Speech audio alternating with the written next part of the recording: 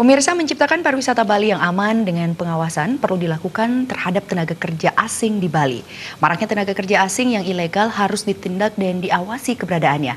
Hal tersebut diungkapkan oleh pengamat pariwisata Dewa Rai Budiasa.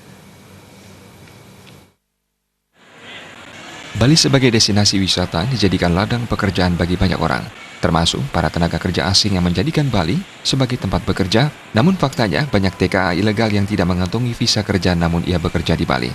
Pengamat pariwisata Dewa Rai Budiasa menyatakan pemerintah dan masyarakat harus turut mengawasi hal tersebut. Keberadaan pariwisata Bali harus dijaga dengan baik agar tidak disalahpergunakan oleh para tenaga kerja asing. Dewa Rai Budiasa juga menjelaskan adanya kebijakan bebas visa juga harus ditinjau kembali apakah hal tersebut memberikan dampak buruk atau tidak. Pihak terkait juga harus mengawasi skill dari tenaga kerja yang diperlukan oleh Indonesia, khususnya Bali.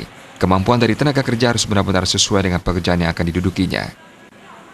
Sebenarnya inilah dampak daripada bebas visa dari beberapa lapis negara.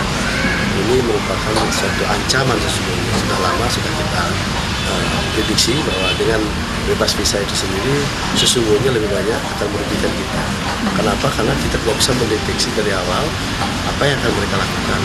Sekarang telah menjadi kenyataan di masyarakat, banyak wisatawan-wisatawan yang bermotivasi wisatawan, namun kemudian akhirnya mereka melakukan pekerjaan tidak ilegal, malah sampai kepada penipuan-penipuan. Oleh karena itu instansi yang terkait dalam ini adalah pertama tentu adalah imigrasi, yang kedua tentu adalah pertahanan keamanan khususnya dari BIN. Bagaimana caranya supaya kita bisa lebih awal sudah dini mendeteksi kunjungan wisatawan itu. Oleh karena itu kebijaksanaan bebas visa ini sudah saatnya perlu mendapatkan evaluasi. Sejauh mana kita lebih menguntungkan, lebih banyak menguntungkan dan merugikan. Ketika ini lebih banyak merugikan maka perlu ada pilihan.